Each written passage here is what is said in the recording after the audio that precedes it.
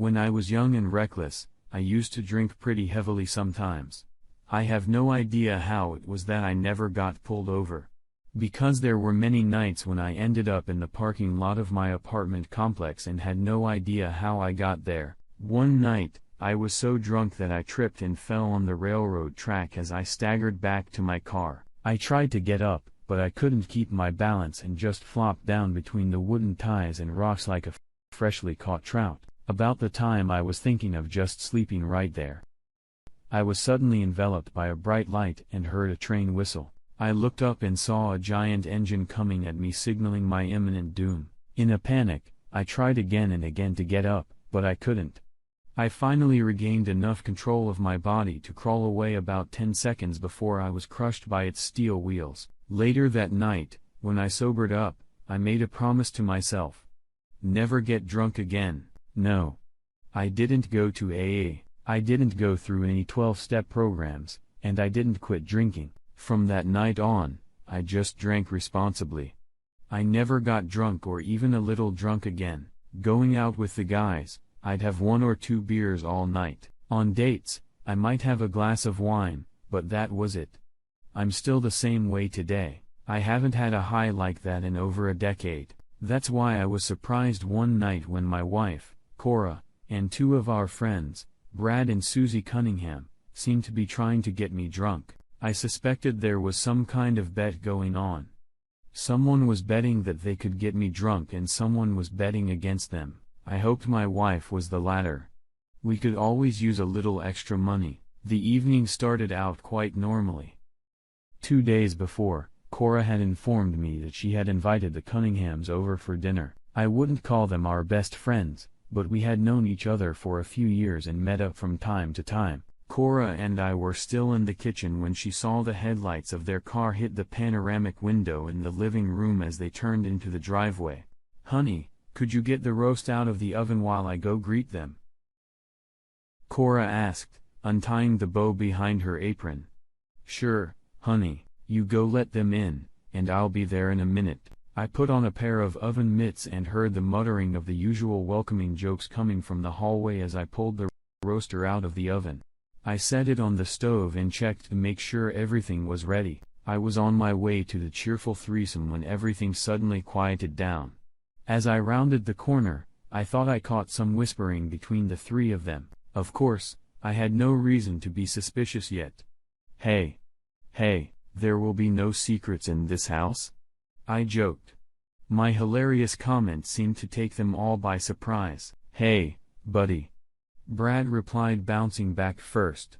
"Hi, Steve," Susie interjected before I could answer her husband. She reached over and kissed my cheek while Cora hung their coats in the hall closet.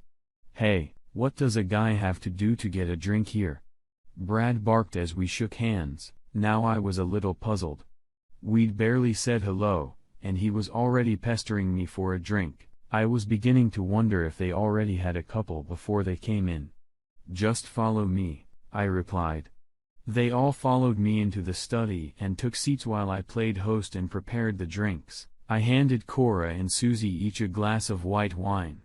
Brad was a vodka and martini drinker. I didn't need to ask if he ever changed his drink. I would have fainted. I opened the lid of my light beer just before handing Brad his martini. "Why don't you make one for yourself and join me?" "No. I'll stick with what I have," I replied. Beer. He muttered. "You're no fun to be with. Come on, Steve Areno.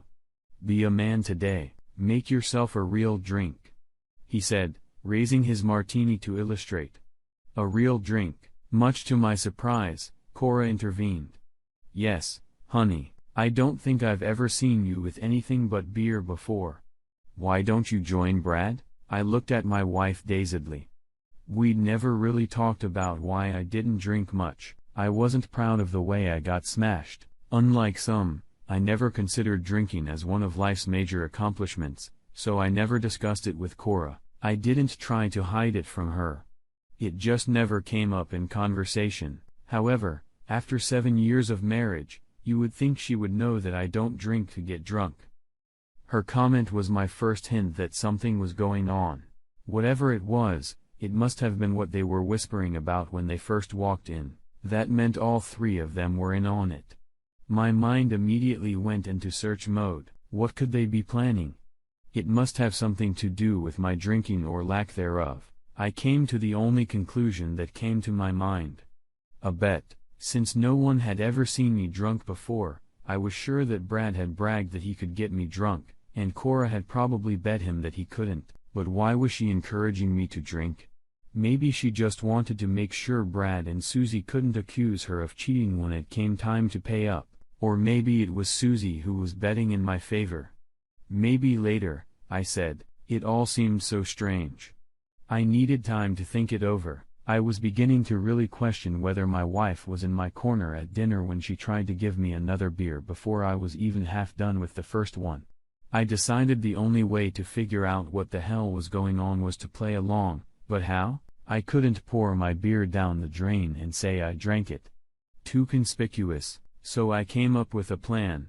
After dinner, we all retreated to the living room. Cora and the Cunningham took their seats, and I headed to the bar. Another martini, Brad. Is the Pope shitting in the woods?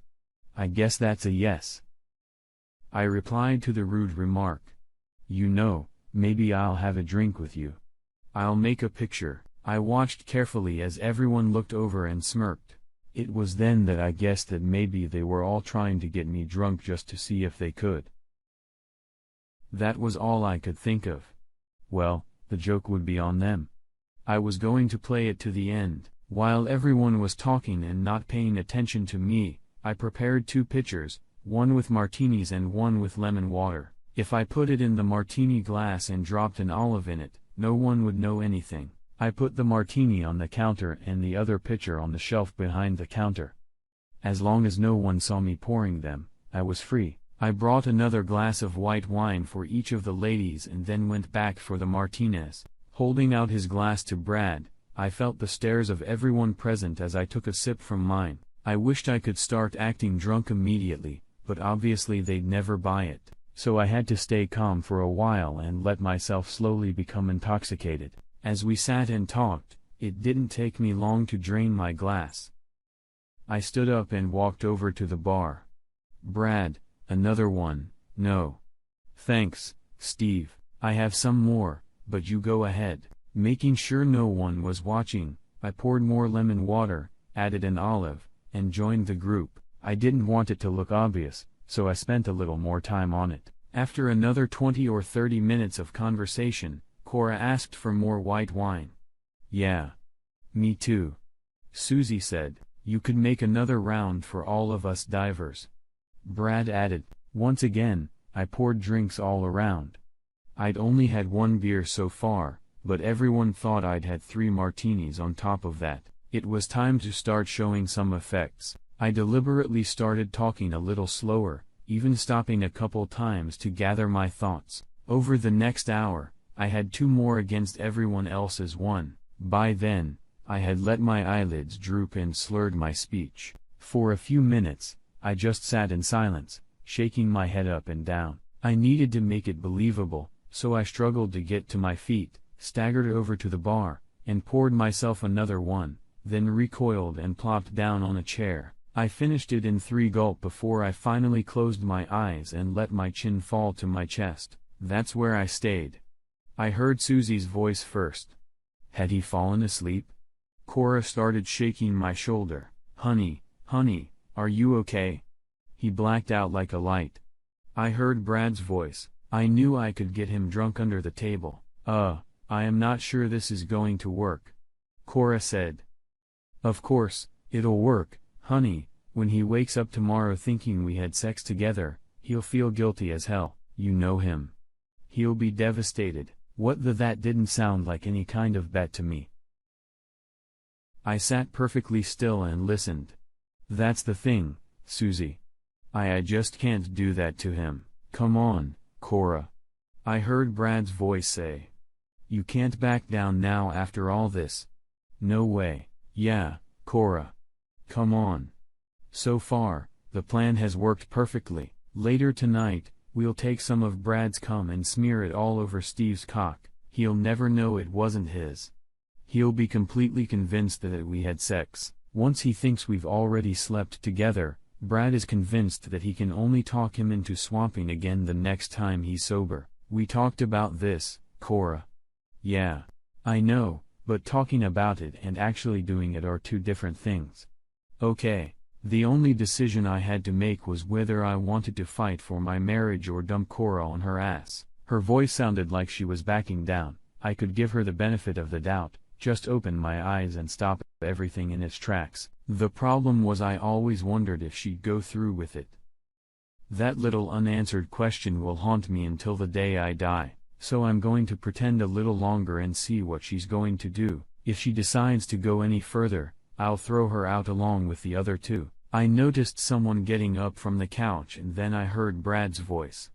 Come on, let's go carry him upstairs. I'll take him by the shoulders. Susie grabbed his legs. Come on, Cora. Help us. Brad grabbed me under my arms. I was about to end it all when Cora's panicked voice gave me new hope. Stop. No. No, I can't do this. I must be crazy to agree to this. Cora, we know, Brad. No, I'm not gonna cheat on Steve. He's a good husband. I love him, and I'm not gonna risk losing him. Cora, you won't lose him, Susie countered. He can't blame you for sleeping with Brad if he thinks he slept with me. I don't care, Cora replied firmly. I don't care. I'm not going to let that happen. I think you guys should leave. Brad started to argue. Damn it, Cora. Cora said to leave. Now get out of my house, you bastard, and take your whore wife with you, I yelled, jumping up from the couch, surprising everyone, and don't ever come in here and talk to me or Cora again. Oh my God. Cora exclaimed, clamping her hand over her mouth. All three of them nearly jumped out of their skin. Brad thought he could talk himself out of it. We were just kidding, old buddy. We knew you were faking it. Brad, if you're not out of this house by the time I count to 3, I swear you and I will do it. 1, alright. Alright. Come on, Susie.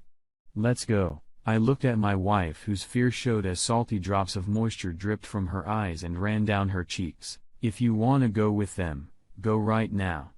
You can fuck Daryl Brad anytime you want. I growled. No. No.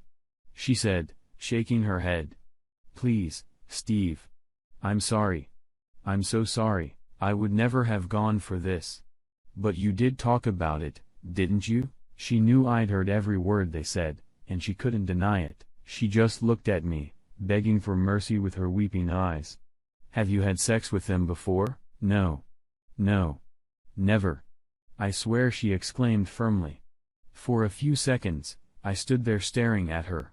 Her whole body was literally shaking. If I hadn't been listening to the conversation, I wouldn't have believed her, but from what I heard, it sounded like it was their first connection. I still hadn't decided if our marriage was going to last or not. What was so important about switching partners with them? Do you have feelings for Brad? No. Not at all. It's I don't know. Susie and I were talking one day and the whole conversation just kind of developed. Next thing I know, she said Brad was talking about swapping partners.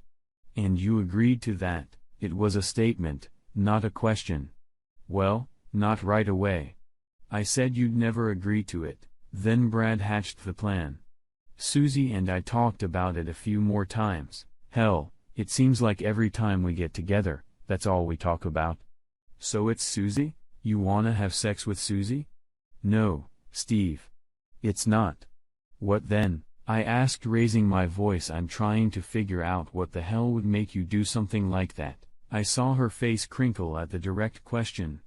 I have to tell you, Cora, right now, I'm fighting with myself to keep this marriage alive. You have no idea how badly you let me down tonight. I keep asking myself how a wife who claims to love her husband could be scheming behind his back like that.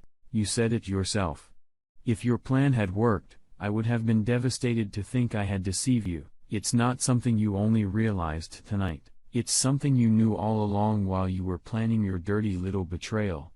It's what you were counting on. Regardless of the circumstances, you knew how guilty I would feel and you were going to use that guilt against me. That broke the curse.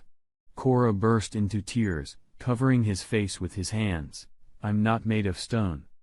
As angry and hurt as I was, I didn't enjoy seeing her like this. Some part of me wanted to hug her and comfort her, but a bigger part of me saw her pain as a small measure of justice. I wasn't going to hug her, but I didn't want to stand there and watch her cry either. So I turned around, went back into the kitchen, and grabbed a beer from the fridge. It was a good 10, maybe 15 minutes before Cora pulled herself together and joined me at the kitchen table. She had washed her face in the bathroom sink, a rolled-up napkin in her hand.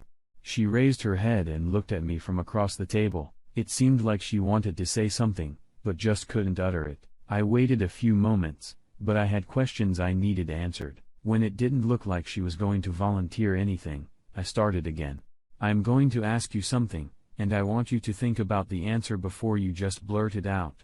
She rubbed the corner of her eye with her napkin and nodded. Do you still love me? I mean, like you used to. Do you still love me as much as you did when we first got married, or have you lost it? Have I lost it? I don't have to think, Steve. Yes, I still love you as much today as I did when we first got married. Maybe even more. Then why, Cora? I guess I just never thought we'd actually do anything. It was just something like a fantasy, something naughty, kinky, something fun to think about and talk about. When Brad said he could get you drunk, I remember thinking, yeah, this is going to be the day. In all the time we've known each other, I've never once seen you drunk. When Brad came up with his plan, the three of us talked. It was exciting, but deep down, I knew it would never happen. Then why did you try so hard to make it happen? You almost challenged me to have a martini with Brad. You tried to buy me another beer at dinner. You looked like you were trying to do that. I know I did.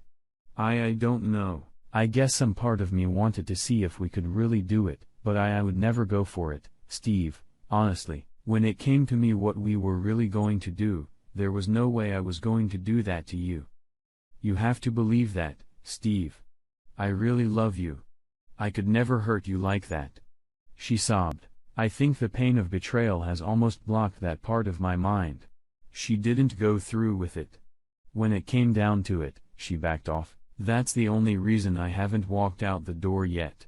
So I think I would have come full circle. I had the same decision to make as I did an hour ago. I needed to think about it, maybe talk to someone. This could very well be the biggest decision of my life. Cora, I think we need a couple days away from each other.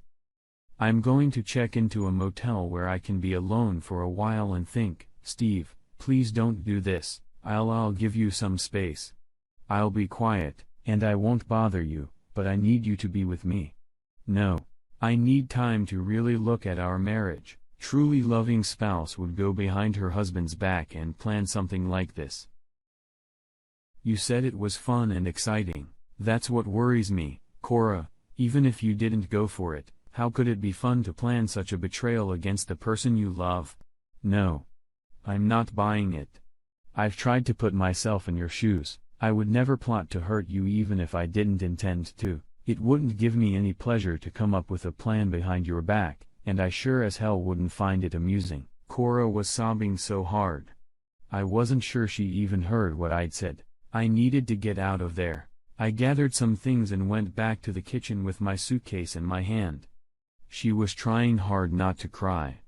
I think she wanted to try again to talk me into staying, but I wasn't going to give her that chance. I told Cora I'd call her in a day or two and left. I had every intention of checking into one of the many motels in the area, but as I headed toward the motel row, I had another thought.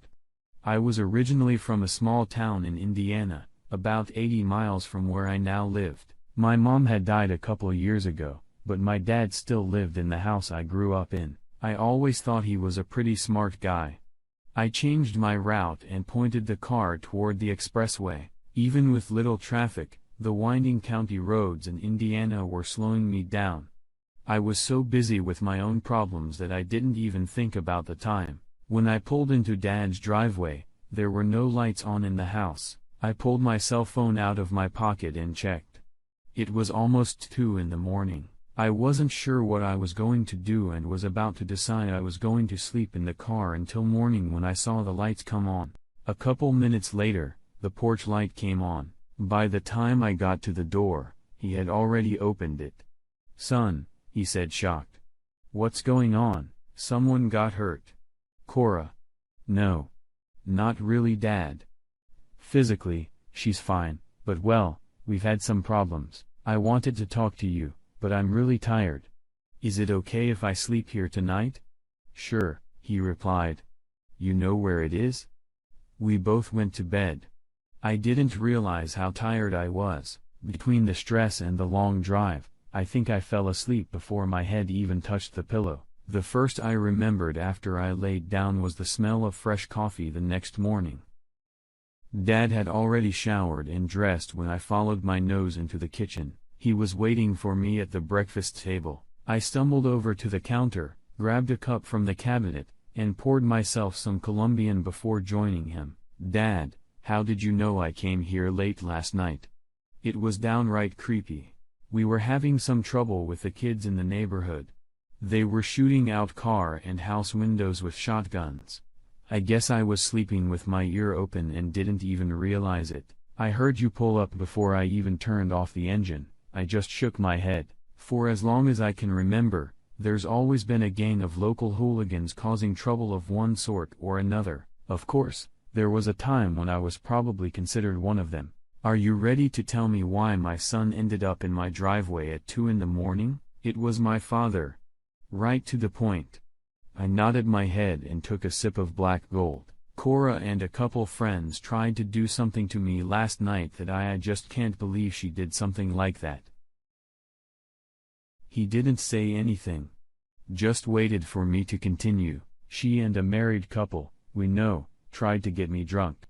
The plan was to make me think I had sex with another woman. I assumed they would try to use this to convince me to switch. Why was it something Cora was agreeing to?" He tried. I sat down and told Dad the whole story. How I thought it was a bet at first, how I faked fainting, why Cora said she did what she did, all of it. "So really thought you'd passed out when she announced the end of everything?" "Yeah. I have no doubt she really thought I was drunk. I put on a good show." "Well, I can certainly see your frustration with her," he said with a sigh. "What are you going to do about it?" "I don't know.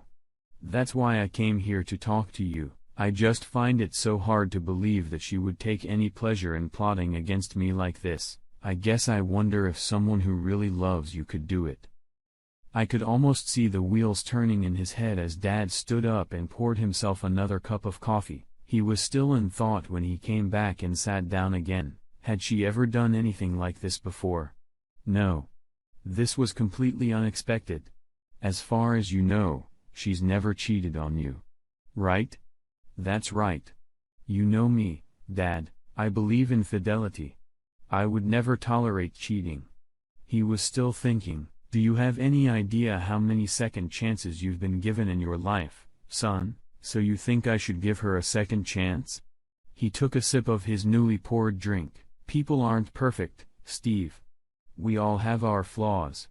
I remember when you were younger, your mother and I were so worried about you drinking. We talked to you a couple times, but it didn't seem to help. Every once in a while, we would get messages from friends or neighbors who saw you so drunk you could barely walk. Your mother and I felt so helpless. But you were old enough to be responsible for your actions, and we couldn't lock you in your room. We were sure you would end up either in jail or in a funeral home, but you did neither. One day you just seemed to straighten up. It was a real miracle to your mom and me. You can't imagine the relief we both felt. I have no idea what happened that turned your life so upside down, but I have a suspicion it had something to do with some kind of second chance. Now, of course, second chances don't always work out. Some people let it pass them by without taking advantage of it. Some like you use it to turn their lives around. It's up to the individual to determine what's going on. Unfortunately, there are many people who never got a second chance. What a shame. I think everyone deserves that opportunity, If they blow it, they only have themselves to blame for the consequences, but I wonder how much better the world would be if everyone had a second chance. I sat there and remembered that night on the tracks. I could still feel the fear I experienced when I looked up and saw my imminent death looming over me like that. I wonder if Cora felt the same fear when she saw the doom of our marriage bearing down on her. Would it frighten her the way it frightened me? "How long will you be here, son?" My father interrupted my train of thought. Well, I was going to stay for the week, but now I think it's time for me to come home soon, Dad. I hope you don't mind."